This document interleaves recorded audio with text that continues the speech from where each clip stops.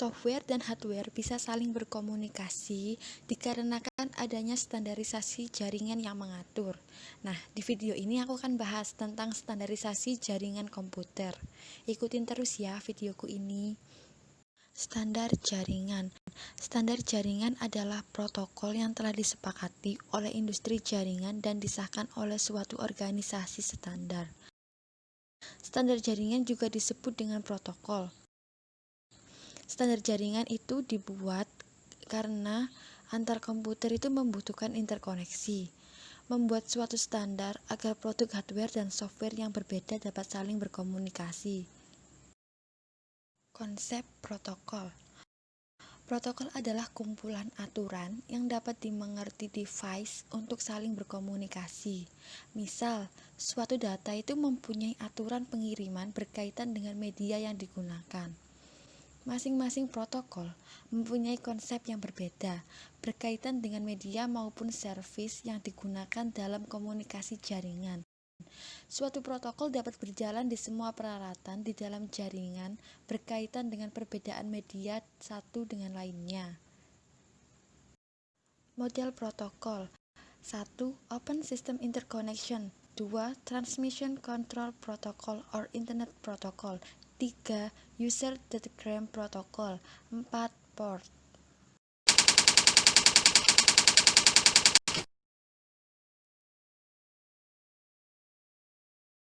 1. Physical 2. Data link 3. Network 4. Transport 5. Session 6. Presentation 7. Application. Konsep layering OSI physical. Pertukaran data secara fisik terjadi pada lapis fisik. Deretan bit pembentuk data diubah menjadi sinyal-sinyal listrik yang akan melewati media transmisi. Diperlukan sinyal-sinyal yang cocok untuk lewat di media transmisi tertentu. Media transmisinya antara lain kabel logam, kabel optik, dan gelombang radio. Konsep layering OSI data link. Menyajikan format data untuk lapis fisik atau pembentukan frame. Pengendalian kesalahan atau error control. Pengendalian arus data atau flow control. Konsep layering OSI network. Untuk meneruskan paket-paket dari satu node ke node yang lain dalam jaringan komputer. Fungsinya untuk pengalamatan secara logika dan menentukan jalur pengiriman dari sumber ke tujuan atau disebut dengan routing.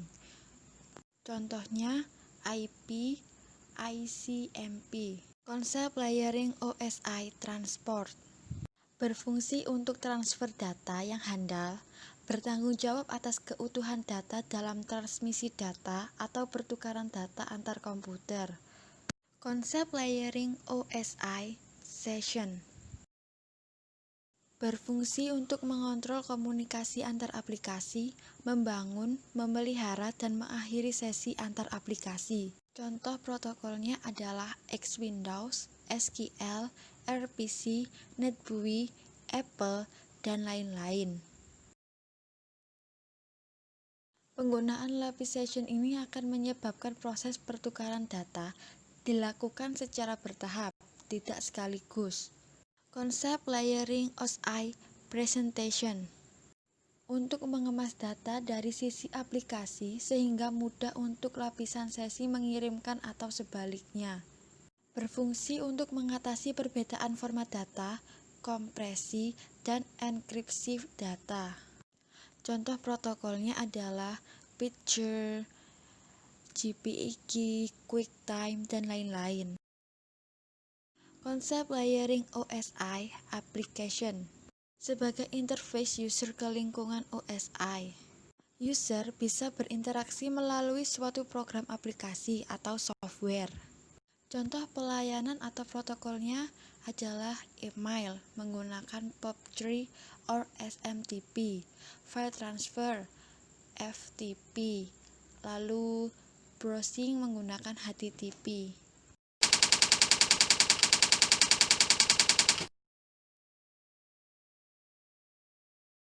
TCP or IP itu dibuat atas 4 lapis. Yang pertama, Network Access, Internet, Transport, and Application. Layer Network Access pada TCP or IP itu mencakup 2 layer pada OSI. Pada lapisan ini, TCP or IP itu tidak mendefinisikan protokol yang spesifik. Artinya, TCP or IP mendukung semua standar dan properti protokol lain. Sementara itu, pada lapisan yang kedua atau lapisan internet, TCP/IP mendefinisikan sebagai Internet Working Protocol (IP). Namun, ada beberapa protokol lain yang mendukung pergerakan data pada lapisan ini. Pada layer transport, TCP or IP itu menjelaskan 2 buah protokol, yakni Transmission Control Protocol (TCP) dan juga User Datagram Protocol atau UDP. Pada lapisan aplikasi, TCP or IP itu mencakup 3 lapis OSI teratas.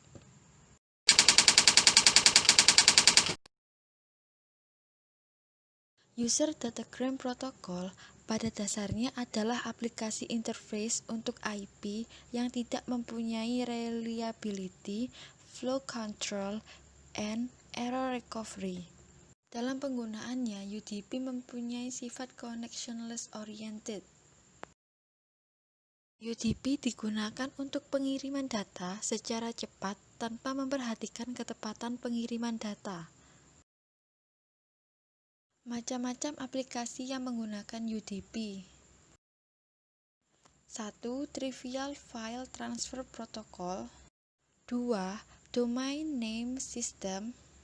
3. Remote Procedure Call. 4. Simple Network Management Protocol. 1. Trivial File Transfer Protocol.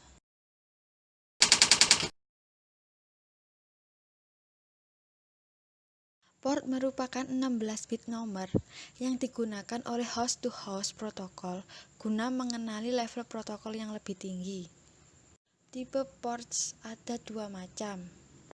Yang pertama, well-known port. Yang kedua, registered port.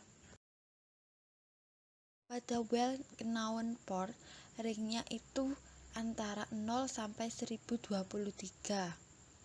Merupakan port standar atau port umum yang sudah ditetapkan oleh Internet Assignment Number Authority. Port ini hanya dapat diakses oleh sistem account atau root account. Beberapa contoh nomor port. Port 21 digunakan untuk FTP. Port 23 digunakan untuk Telnet. Lalu port 80 digunakan untuk HTTP. Registered port digunakan pada klien. Dapat diakses oleh program dengan program aplikasi yang digunakan oleh user account biasa. Banyaknya jumlah port ini antara 1024 hingga 65.535. Klien dapat menggunakan sembarang nomor dengan kombinasi transport protokol, IP address, dan port number. Contoh number port. Port 1025 digunakan oleh NVS. Port 1194 digunakan untuk VPN.